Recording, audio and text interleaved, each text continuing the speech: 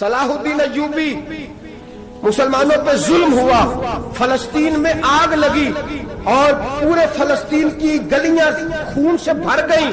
ایک دن کے اندر 70,000 مسلمان قتل ہوا۔ گھوڑوں سے سڑکوں پہ چلا نہیں جاتا تھا، گھوڑے پھسلتے تھے، اتنا خون تھا، اور کچی سڑکیں تھی، اتنا خون تھا۔ پہلے کچی زمین نے خون پیا، پھر خون اس سے باہر آیا، پھر بھی اتنا 70,000 آدمی قتل ہوا۔ صلاح الدین ایوبی کون تھے؟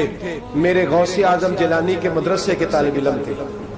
جامعہ نظامیہ مدرسہ، یہ مدرسے ہیں جنہوں نے دین کے مجاہد پیدا کیے، مدارس ہیں جنہوں نے دین کے مجاہد پیدا کر کے پوری دنیا کے اندر پھیلائے ہیں۔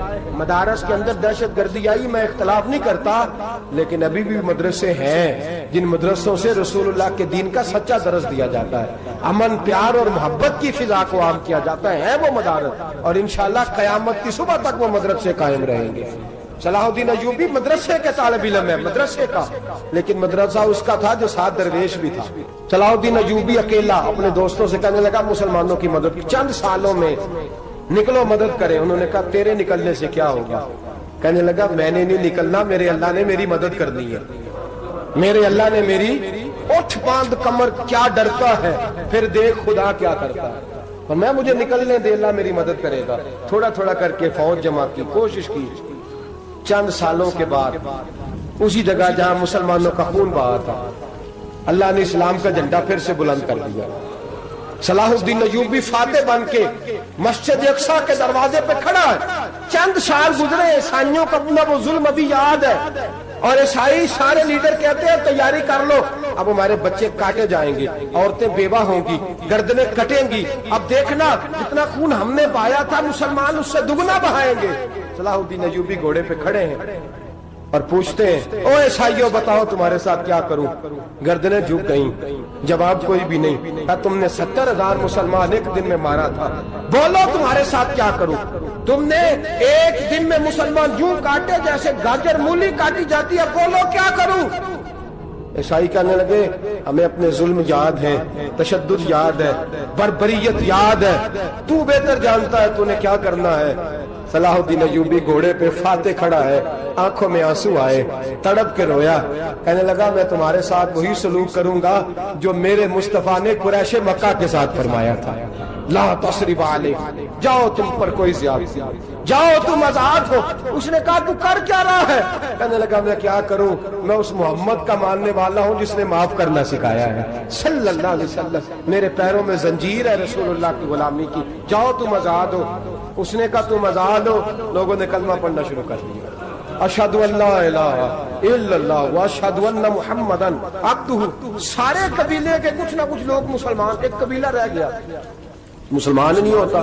صلاح الدین ایوبی اپنے خیمے میں بیٹھے ہیں تو ایک بی بی آ گئی، اس قبیلے کا کوئی شخص مسلمان نہیں ہوتا۔ بی بی آئی، آگے کہنے لگی میرے 4 بیٹے جنگ میں کھو گئے، چھوٹے چھوٹے بچے جنگ میں کھو گئے، مل نہیں رہے، فوجیوں کو حکم دے مجھے میرے بچے تلاش کر کے دیں۔ صلاح الدین ایوبی نے جھٹ پٹ سر پہ امامہ باندھا، نیزہ پکڑا، سینے بند باندھا، اپنے جبے کو سمیٹا اور باہر کہنے لگی تو کدھر جا رہا ہے؟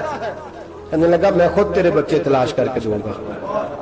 صلاح الدین چند سپاہی ساتھ گلی گلی نکلے، گلی گلی فجر کے نکلے، اثر ہو گئی، تھک گئے، 2 نمازیں صحرا میں پڑھی، جنگل کے اندر پہنچے تو ایک کونے میں 4 بچے ایک جگہ ڈرے اور سہمے ہوئے بیٹھے ملے۔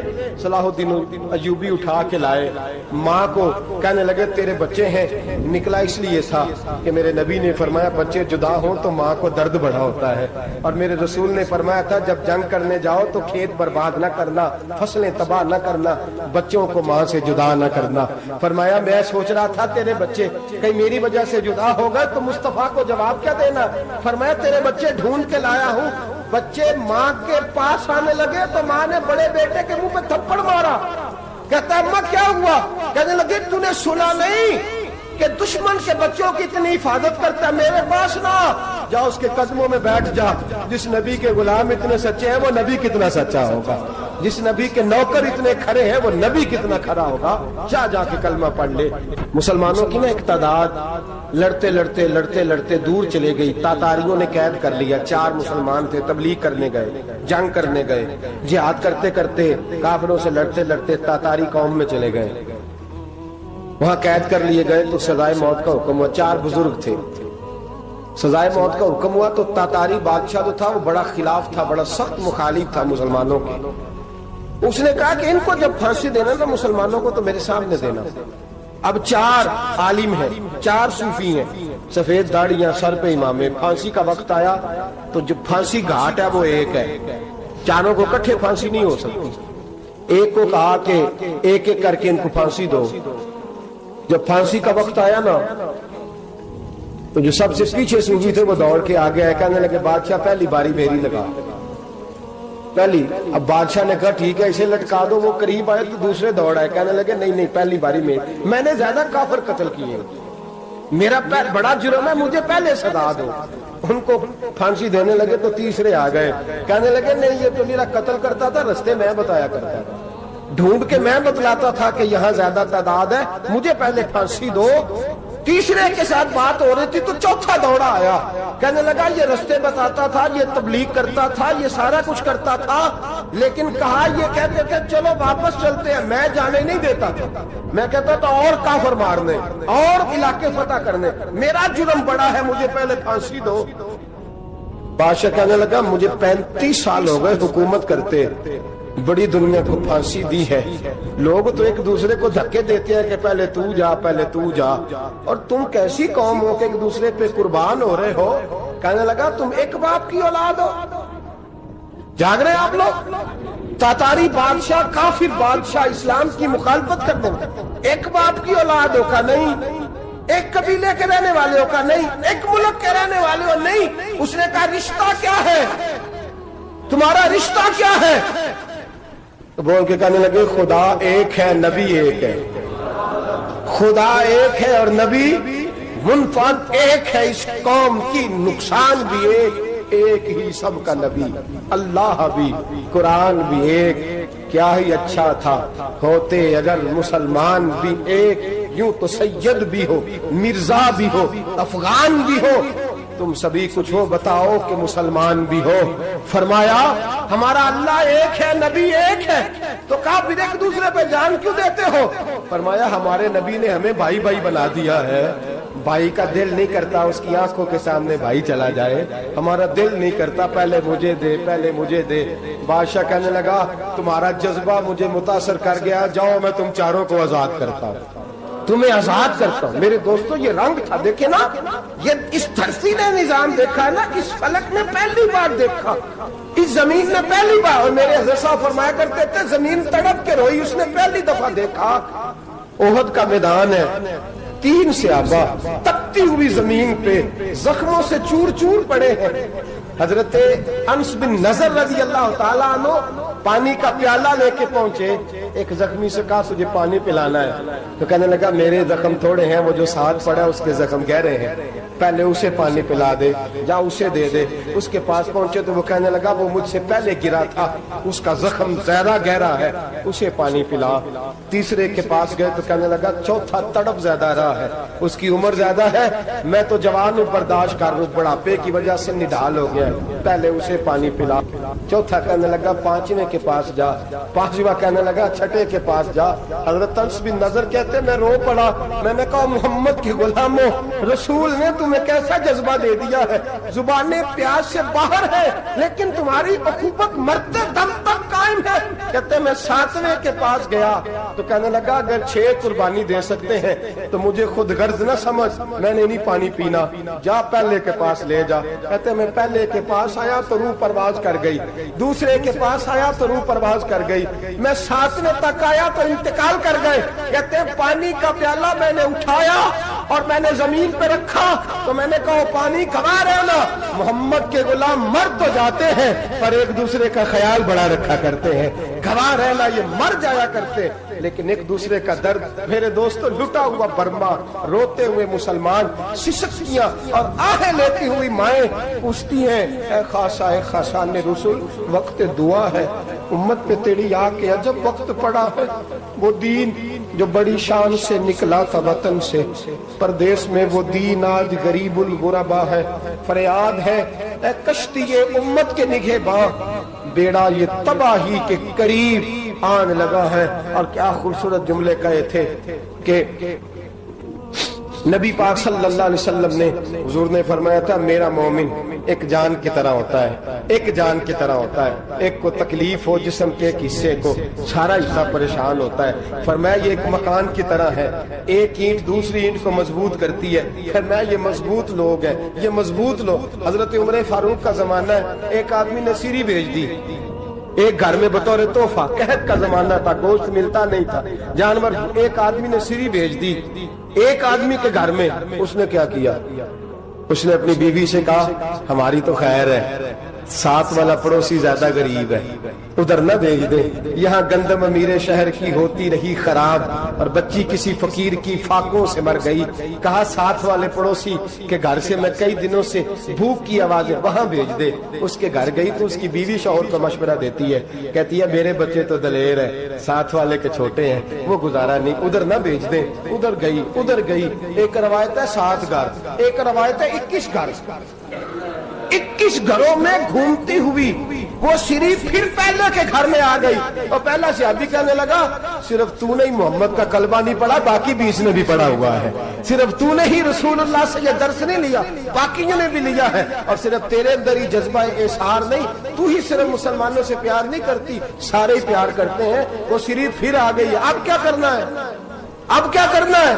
تو امام نبوی نے لکھا ہے، وہ کہنے لگی کرنا کیا ہے، پکاؤں گی میں اور کھائیں گے 21 گھر، پھر بھی اکیلے نہیں کھائیں گے، پکاؤں گی میں اور کھائیں گے 21 گھروں کے مطابق شوربہ پکا، اور پھر برتن میں ڈال کے وہ بی بی ایک کے گھر کا دروازہ کھٹکھٹاتی ہے، کہتی ہے مصطفیٰ کے غلاموں نکلو باہر اور کھاؤ، اس لیے کہ جس نبی نے مجھے پیار کا حکم دیا اسی نے تمہیں بھی پیار کرنا سکھایا ہے، یہ رنگ چشم فلک نے سکھایا ہے۔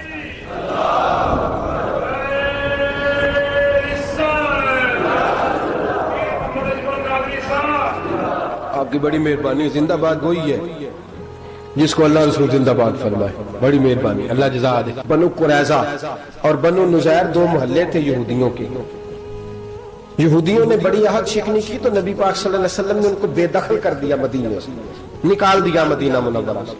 یہودی نکل گئے مدینہ طیبہ سے، تو جب وہ نکل کے جا رہے تھے تو ان کے مکان، ان کے باغ، ان کی جائیدادیں بچ گئی۔ نبی پاک علیہ السلام نے انصار مدینہ کو پہلے بلایا، جاگ رہے ہیں نا آپ لوگ، پیسے آتے کسی کو برے لگتے ہیں، اب تو یہ بھی حلال حرام کی تمیز بھی اٹھتی جا رہی ہے، جائیداد، باغ، مال، علاقہ خالی ہوا ہے، وہ چلے گئے اور لوگ تو ڈھونڈتے پھرتے ہیں۔ اللہ خیر فرمائے، شاملہ ہر جگہ ملتی نہیں اب شہروں میں، وہ کس کس نے نام کرا لیا، کدھر گئی ہے کوئی خبر ہی نہیں، خالی جگہ پڑی ہے۔ میرے نبی پاک علیہ السلام نے پہلے انصار مدینہ کو بلایا، حضور نے فرمایا انصاریوں بہت بڑی جائیدادیں یہودیوں کی، بنو نذیر اور بنو قریظہ محلے خالی ہو گئے، میرا دل کرتا ہے وہ تمہیں دے دوں، اس لیے کہ تم نے اپنے مہاجر بھائیوں کے ساتھ بڑا تعاون کیا، جائیدادیں تم نے دے دی ہیں، مکانات دے دیے ہیں، بڑا کچھ تم نے دیا ہے، میرا دل کرتا ہے وہ تمہارے نام کر دوں۔ تو انصار مدینہ کیا کہنے لگے یا رسول اللہ دے تو ہم نے دیا ہے پر وہ بیچارے جھچکتے ہی رہتے ہیں، وہ جھچکتے ہی رہتے ہیں، کھول کے ہماری چیزیں استعمال نہیں کرتے، تو حضور ہم تو پہلے ہی انصار ہیں، ہمارے پاس بڑا کچھ ہے، آپ مہربانی فرمائیں وہ سارا کچھ مہاجروں کو دے دے، مہاجرین کو ہمیں نہیں چاہیے۔ اب چلے گئے بات کر کے، میرے حبیب پاک نے مہاجروں کو بلا لیا، فرمایا بنو نذیر اور بنو قریظہ قبیلے کی جائیدادیں آئی ہیں، تمہارے پاس بظاہر جو چیزیں ہیں بھی وہ بھی انصار مدینہ کی ہیں، تو میرا یہ خیال ہے کہ وہ سارا کچھ تمہیں دے دیا جائے۔ ابو بکر صدیق رضی اللہ تعالیٰ عنہ کہنے لگے یا رسول اللہ صلی اللہ علیہ وسلم ہمارے انصار بھائیوں نے ہمارے لیے دل تک کھول دیے ہیں، حضور انہوں نے ہر چیز بانٹ کے ہمارے سامنے رکھ دی ہے، ہم اتنے خرد غرض ہیں کہ سارا کچھ لپیٹ جائیں۔ کہ حضور ہمارے پاس جو مکان ہے وہ ہے، ہم کاروبار کر رہے ہیں، تجارتیں کر رہے ہیں، مزدوریاں کر رہے ہیں، ہم انشاءاللہ اور بنا دیں گے، آپ یہ ہماری طرف سے ہمارے انصار بھائیوں کو گفٹ کر دیں۔ آپ انہیں دے دیں. میرے حبیب کی آنکھوں میں آنسو آ گئے. میرے نبی پاک علیہ السلام رو پڑے. یا رسول اللہ آپ کیوں روتے ہیں؟ فرمایا تمہارا یہ بھائی چارہ قائم رہا تو اللہ اسلام کو بڑی قوتیں عطا فرمائے گا.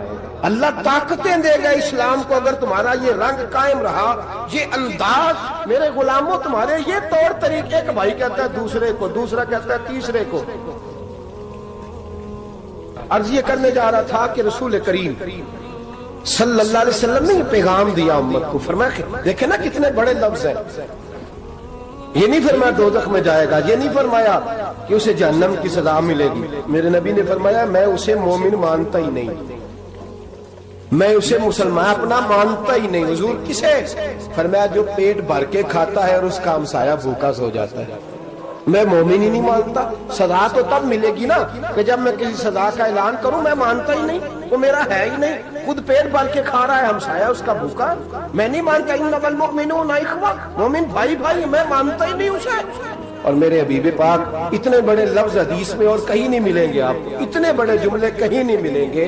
میرے نبی پاک نے فرمایا اللہ کہے گا قیامت کے دن. کون؟ اتنے بڑے لفظ حدیثوں میں ملتے نہیں جتنے یہ ہیں. حضور نے فرمایا رب فرمائے گا بندے سے کہ میں تیرے پڑوس میں بھوکا تھا، تو نے مجھے روٹی کیوں نہیں کھلائی؟ کون کہہ رہا ہے؟ اللہ کہ میں بھوکا تھا تو نے روٹی نہیں دی، میں ننگا تھا تو نے کپڑا نہیں دیا، میں پیاسا تھا تو نے پانی نہیں پلایا، میں بیمار تھا تو تیمارداری.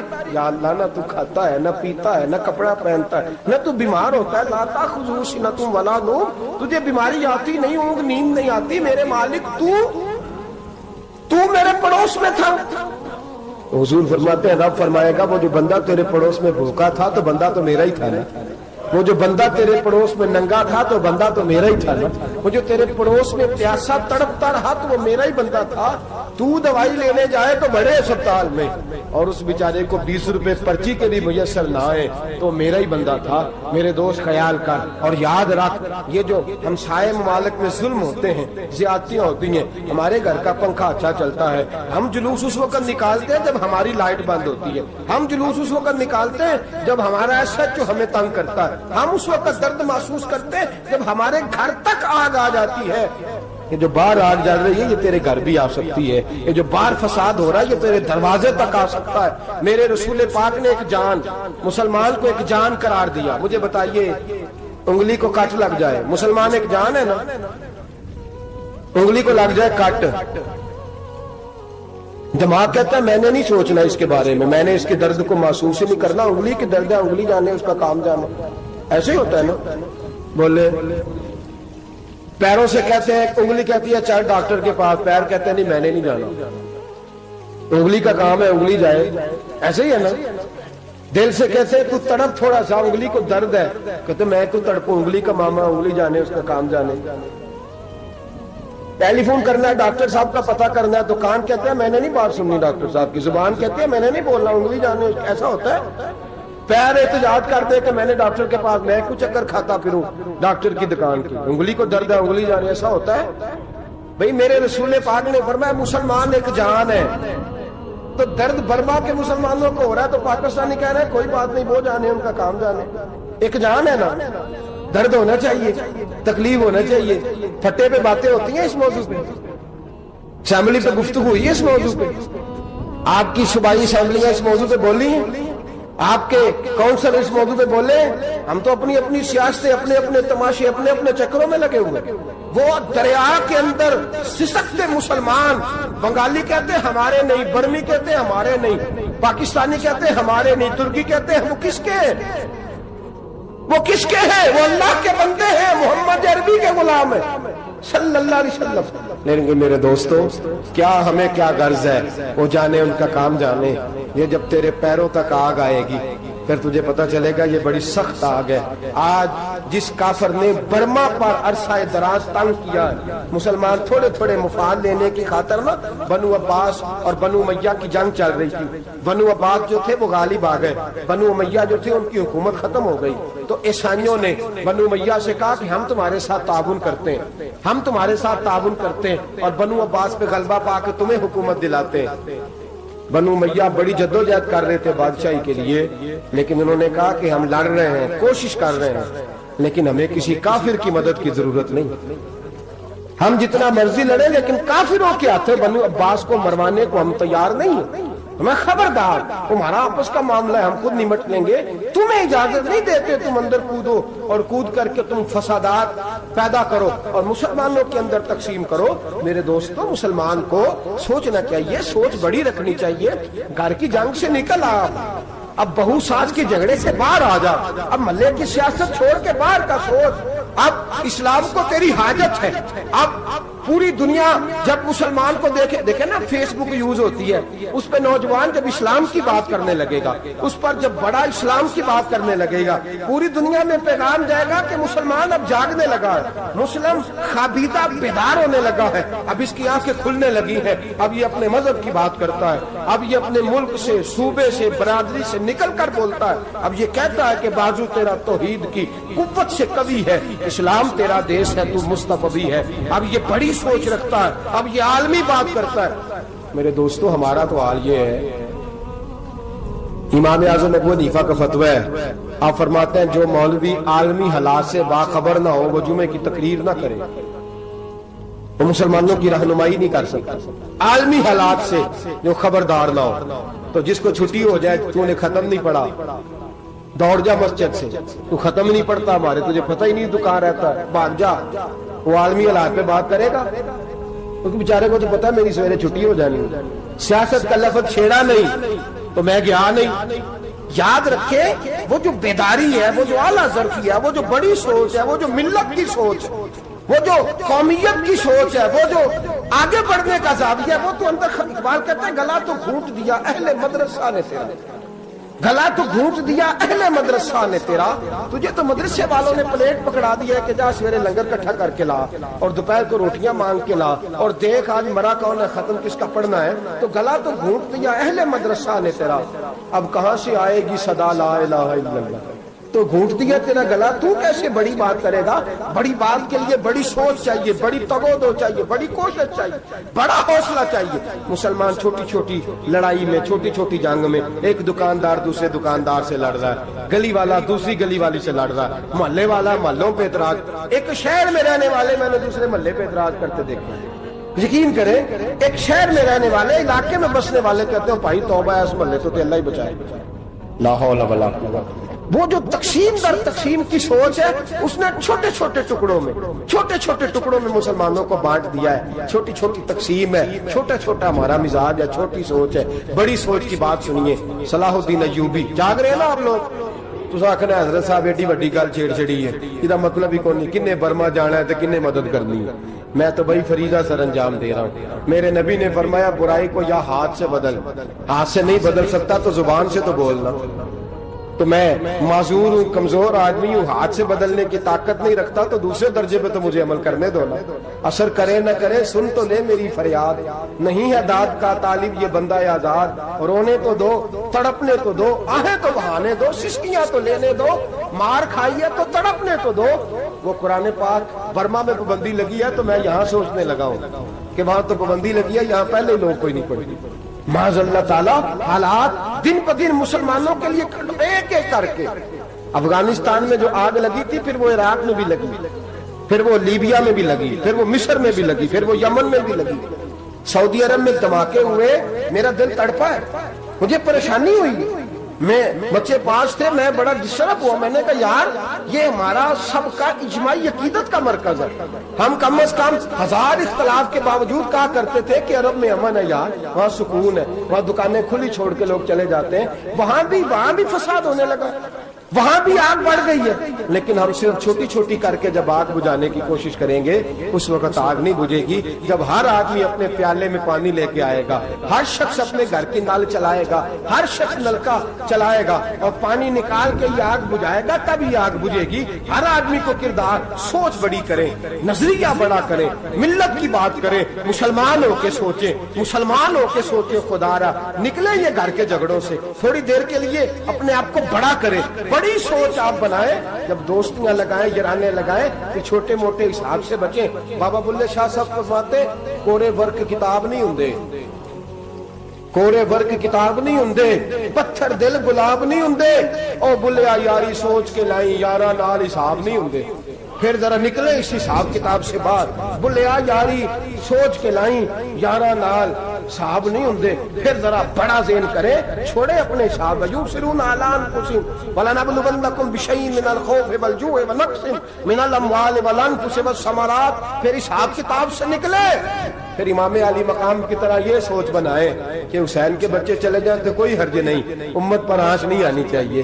ایک امام علی مقام، کل تک امام میدان میں کھڑے تھے تو اکیلے تھے، لیکن آج پوری دنیا کہتی ہے حسین ہمارا ہے، حسین ہمارا ہے۔ آج نظریہ امام علی مقام زندہ ہے، تو اکیلا ہے تو کھڑا ہو، یہ نہ کہا کر چھوٹی سی مسجد ہے، ایک کونا کا کھڑکاوا، مولانا تقریر کر رہے ہیں تو کیا بنے گا؟ ایک آواز کہیں سے گونجا کرتی ہے، پھر اس میں تاثیر میرا اللہ پیدا فرما دیا کرتا ہے، پھر اس کے اندر قوت میرا رب پیدا فرما دیا کرتا ہے، پھر اللہ اس میں تاثیر پیدا کر کے چار دانگ عالم میں پھیلا دیا کرتا ہے۔ جب آپ نماز پڑھ رہے ہوتے ہیں، جب آپ کا مصلی آباد ہوتا ہے، صلاح الدین ایوبی ایک بزرگ سے ملاقات ہو گئی، بیت المقدس پر قبضہ تھا عیسائیوں کا، تو صلاح الدین بڑے پریشان تھے۔ وہ بابا جی کہنے لگے پتر کیا ہوا؟ کہنے لگے حضور پتہ چلا ہے دشمن کے 2 بحری بیڑے اسلحہ لے کے آ رہے ہیں، مسلمان پہلے ہی کمزور ہیں، اور اب اگر 2 بحری بیڑے اور آ گئے تو حضور مسئلہ بن جائے گا۔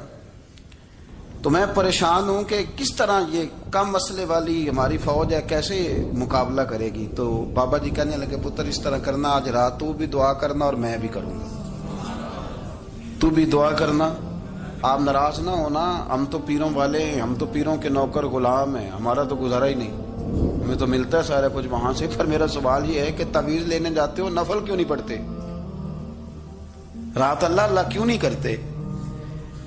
یہ بھی تو ہمارے بزرگوں کا ہی طریقہ ہے، انہوں نے تو ہمیں سکھایا ہے۔ صلاح الدین ایوبی سے بزرگوں نے کہا کہ رات آج نا اللہ اللہ کرنا، تو میں تیرے لیے دعا کروں گا، تو بھی دعا کرنا۔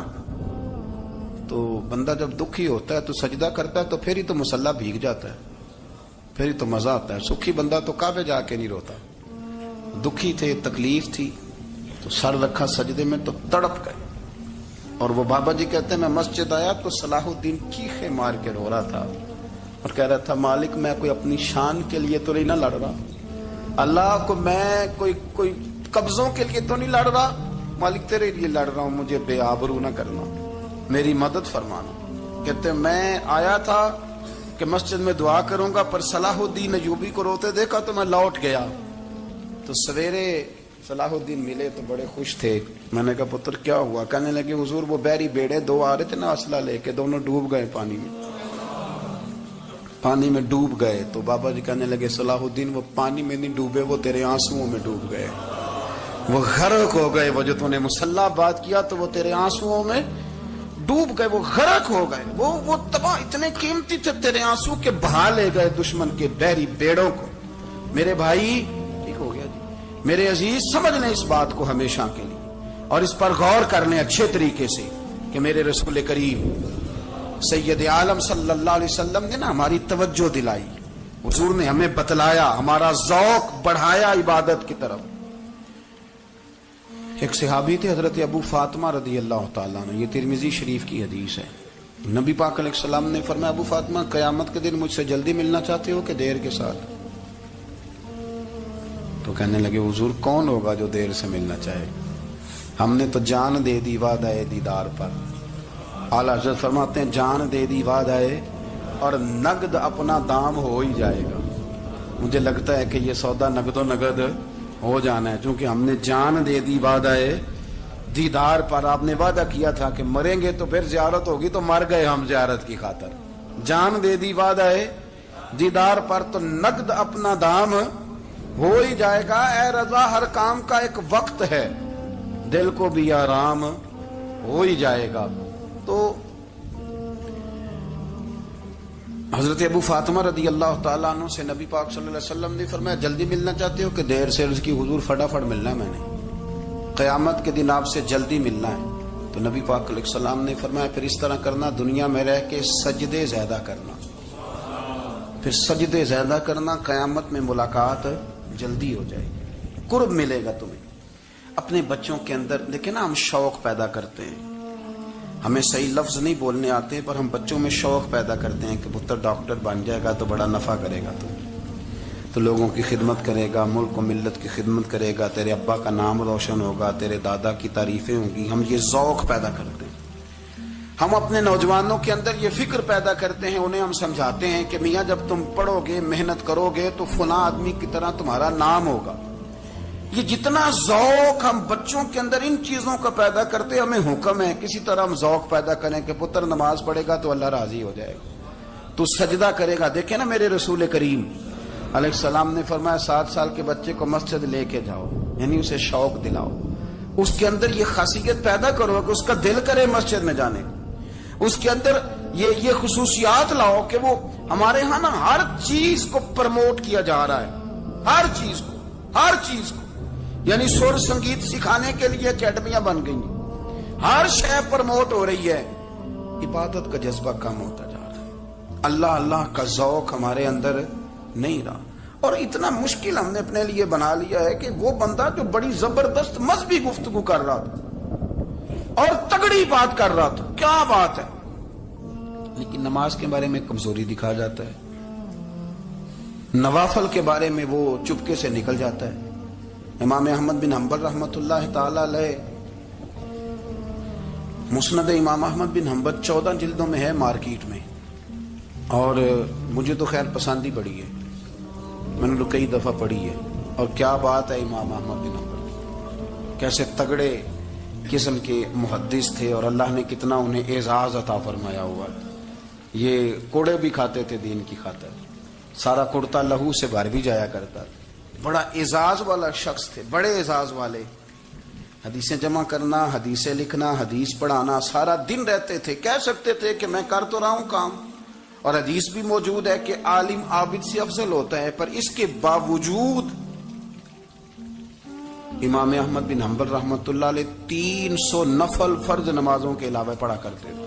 300 نوافل روز پڑھا کرتے تھے. ان کے بیٹے نے کہا ابا جی مکان خریدنا ہے تو وہ جگہ کہاں کر کے لوں، بہت ساری آبادیاں. تو فرمایا پتر وہاں لینا جہاں مسجد قریب ہو. میرے رسول کریم سید عالم صلی اللہ علیہ وسلم اتنا پسند کرتے مسجد کو، اتنا پسند کرتے نماز کو کہ رسول کریم صلی اللہ علیہ وسلم تہجد کی نماز بھی پڑھتے، پھر حضور فجر کی نماز بھی پڑھتے. نبی پاک وتر کو الگ کر کے پڑھتے، عشاء کے ساتھ نہیں پڑھتے. یہ تو ہم اس لیے اجازت دی ہمارے بزرگوں نے کہ بعد میں اٹھے گا کون علیحدہ وتر پڑھنے کے لیے، عشاء کے ساتھ پڑھ لے. وتر پڑھتے، تہجد پڑھتے، فجر پڑھتے، اشراق پڑھتے، چاشت پڑھتے، پھر مغرب کی نماز کے بعد 6 رکعت اوابین پڑھتے، پھر رات کو صلاۃ اللیل پڑھتے. سیدہ عائشہ صدیقہ کہتی ہیں زمانہ سو جاتا اور میرے رسول مصلی بچھا کے کھڑے ہو جاتے. او یار کھیتی باڑی کر کے نہیں، محنت مزدوری کر کے نہیں. جناب عائشہ کہتی ہیں میں یہ بھی دیکھتی کہ حضور ایک آیت شروع کرتے تو ساری رات اسی کو پڑھتے، اور میری نظر جاتی تو قدم مبارک پہ ورم آ جاتا. یار نماز پڑھ کے اتنی مشقت کر کے، اتنی جد و جہد کر کے ورم آ گیا. یا رسول اللہ اتنی محنت کیوں کرتے ہو؟ فرمایا افلا اکون عبدا شکورا، کیا میں اپنے رب کا شکر گزار بندہ نہ بنوں؟ صحابہ کا ذوق عبادتوں کا، ریاضتوں کا، تلاوتوں کا، طبیعت ہے ان کی. وہ ایک دوسرے کو، حضرت مولا علی شیر خدا کرم اللہ تعالی وجہہ الکریم کے زمانے میں روم کے بادشاہ نے کہا یار یہ مسلمانوں کا پتہ تو کرو، یہ آخر کیوں اتنے زیادہ مجاہد ہیں. اس زمانے میں جاسوس بھیجنے کا مزاج تھا. اب تو جاسوس پکڑا جاتا ہے، اب تو جاسوس، اور جاسوسی کا شوق ویسے آج بھی ہے. عرض کروں تھوڑی سی بات اس عنوان سے. پتہ ہے کیا ہمارا مسئلہ ہے؟ ہم جہاں جاتے ہیں نا وہاں تھوڑی خوشبو سونگنے کی کوشش کرتے ہیں. وہ کیا ہے تو یہ کیا ہے تو ادھر کیا ہے تو تھوڑا سا ادھر کیا ہے. میرے رسول پاک پڑھیے درود شریف، سارے پڑھیے ذرا زور سے صلی اللہ تعالی. نبی پاک علیہ السلام نے فرمایا جاسوسی نہ کرنا ورنہ تم بندوں کو خراب کر دو. اور فرمایا اس طرح نہ ہو کہ تم کسی کے اب کھول نہ نکلو تو تمہارے پہلے کھول جائیں. یہ جو ذوق ہے نا یہ ختم کریں، چھوڑیں. مطلب آپ کس چکر میں پڑے ہوئے ہیں؟ اتنی زیادہ توجہ کرنے کی کیا ضرورت ہے؟ کام سے کام رکھیں، اس میں بندہ تھوڑا سا نا آسان رہتا ہے. یہ جو بہت زیادہ ٹٹولنے والے لوگ ہوتے ہیں نا وہ بےچارے پھر عمر ٹٹولتے ہی گزار دیتے ہیں. اس لیے کہ مزاج ہی بہت پکا ہے، گوری کا منہ کھول کے اندر تک ہاتھ ڈالنا، تو پھر کئی دفعہ سامنے سے بچھو بھی لڑ جاتا، خرابی ہوتی۔ تو جاسوسی کی جاتی تھی، اس نے بھی جاسوس بھیجے، کیونکہ قبیلوں کے لوگ تھے، کچھ مسلم کچھ کافر، پہچانے نہیں جاتے تھے لوگ، تو کچھ لوگ اس نے بھیجے، انہوں نے آ کے نا تحقیق کی، ریسرچ کری کہ آخر ماجرا کیا ہے۔ تو واپس جا کے انہوں نے رپورٹ دی نا روم کے بادشاہ کو، اس رپورٹ کا ایک جملہ بڑا شاندار ہے، وہ کہنے لگا بادشاہ ہمیں مسلمانوں کی کوئی سمجھ نہیں آئی، ہمیں کوئی سمجھ نہیں آئی۔ انہوں نے کہا کیوں نہیں سمجھ آئی؟ کہنے لگے یار عجیب بندے ہیں، جب رات مسلح پہ بیٹھتے ہیں تو یوں لگتا ہے ان کا دنیا سے رشتہ ہی کوئی نہیں، کوئی کسی کو نہیں جانتا، کوئی اپنے دکھ سنا کے رو رہا ہے، کوئی اپنی بات کر کے رو رہا ہے، لگتا ہے کہ ان کا کوئی رشتہ ہے ہی نہیں جب مسلح پہ بیٹھتے ہیں۔ اور فرمایا جب سویرے یہ جہاد کرنے نکلتے ہیں تو لگتا ہے ان سے زیادہ دلیر ہی کوئی نہیں۔ حالانکہ جو مسلحوں پہ رونے دھونے کے لوگ ہوتے ہیں وہ کئی دفعہ جہاد میں کام نہیں کرتے، لیکن عجیب لوگ ہیں کہ رات کے راہب ہیں، دن کے مجاہد ہیں، کوئی سمجھ نہیں آتی۔ میرے عزیز، ان لوگوں نے مسلح آباد کر کے رکھا، تلاوتیں ان کا ذوق رہی، منظر روز پڑھنا، اسباق پڑھنا، وظائف پڑھنا، یہ ان کا ذوق رہا۔ اعلیٰ حضرت بریلوی رحمت اللہ نے 1000 کتاب لکھی ہے، لیکن الوظیفۃ الکریمہ کے نام سے جو وہ صبح و شام وظائف پڑھتے تھے وہ الگ انہوں نے ان کو بیان کیا، پابندی کے ساتھ اپنی اللہ اللہ کرتے تھے۔ شیخ شہاب الدین سہروردی رحمت اللہ علیہ، اس پر ایک بندے نے اعتراض کیا، اس نے کہا جی آپ کس قسم کے صوفی ہیں، مرید بیٹھے ہیں اور آپ وہاں نفل پڑھ رہے ہیں؟ یہ بھی بڑا مسئلہ ہوتا ہے نا، جو بندہ ملنے آتا ہے وہ اپنے ٹائم کے حساب سے آتا ہے، اور پھر اس کا یہ بھی خیال ہوتا ہے کہ پیر صاحب جو ہیں وہ چونکہ درویش ہیں تو نہ انہیں روٹی کھانی چاہیے نہ سونا چاہیے، چونکہ وہ درویش ہیں، اور ہم چونکہ درویشوں کے ماننے والے ہیں، لہذا ہمارا یہ طریقہ ہونا چاہیے کہ جیسے ہم کہیں درویش ویسے ہی کر جائے۔ حالانکہ جس کو آپ درویش کہیں گے آپ اس کی مانیں گے، آپ منوائیں گے نہیں، ہمارا مزاج ہوتا ہے۔ شیخ شہاب الدین پر لوگوں نے اعتراض کی، حضور لوگ ملنے آئے ہیں، زیارت کرنے آئے ہیں، یہ بندے دعا کرانے آئے ہیں، اللہ اللہ کرانے آئے، اور آپ نفل پڑھ رہے ہیں، کیا جملہ ہے، کیا حسن ہے، کیا خوبصورتی ہے۔ فرمانے لگے رب رسول سے مانگنے کے لیے مصلی بچھایا ہے، اگر وہاں سے مانگوں گا نہیں تو تمہیں دوں گا کیا؟ پہلے مجھے کچھ لے تو لینے دو، اگر میرے پلے کچھ ہے ہوگی تو آگے دوں گا نا، تو میں مانگنے گیا تھا کہ یا اللہ دے، تیرے بندے لینے آئے، دے تو میں کچھ لوں گا تو آگے دوں گا نا۔ لیکن ہمارا یہ سٹیٹس، یہ مزاج، یہ شعور نہیں ہے۔ گپیں، کہانیاں، داستانیں، گفتگو، خطابت، واز، کیا بات، لیکن اگر کچھ کرنے کا کام ہو تو وہ نیم سے ہوتا۔ میرے نبی کریم علیہ الصلوۃ والسلام نے مصلی سے دل لگانے کا درس دیا، حضور نے توجہ دلائی، صحابہ اس ذوق کے حامل لوگ تھے، وہ کوشش کرتے تھے۔ جناب صدیق اکبر رضی اللہ تعالیٰ عنہ کا عبادت کا مزاج ہمیشہ قائم رہا۔ حضرت عمر فاروق ساری رات اللہ کے حضور کھڑے رہے۔ حضرت عثمان غنی رضی اللہ تعالیٰ عنہ عشاء کی نماز پڑھ کے 2 رکعتوں کی نیت باندھتے تھے، 15 سپارے پہلی رکعت میں پڑھ دیتے ہو۔